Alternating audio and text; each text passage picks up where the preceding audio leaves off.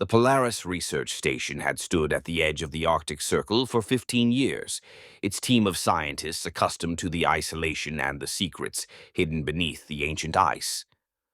Dr. Sarah Miller had led the glaciology team for 5 years, but nothing in her extensive career had prepared her for what the latest deep ice core samples revealed. The anomaly first appeared as unusual radiation signatures, then as microscopic structures unlike anything in the scientific record, structures that appeared to be changing even as they studied them. Station Director Peterson insisted on following protocols, but the rapidly evolving nature of their discovery demanded immediate investigation, not bureaucratic caution. 3 days later, 2 kilometers beneath the surface, they reached it.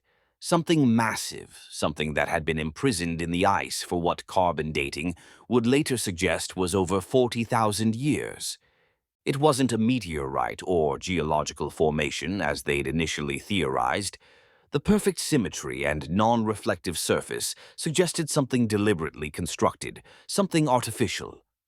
The first warning sign came when the surrounding ice began to melt at an accelerated rate despite the sub-zero temperatures, revealing more of the artifact's bizarrely organic-looking surface. When Dr. Kuznetsov collapsed after a microscopic breach in his protective gear, the team realized with horror that whatever they had unearthed wasn't just artificially created. It was still active, still alive in some incomprehensible way. The last transmission from Polaris Station reported a complete quarantine failure and requested immediate military intervention before being abruptly cut off as the strange darkness that had begun to emanate from the excavation site engulfed the main facility. 3 days later, when the international containment team finally reached the site, they found no survivors.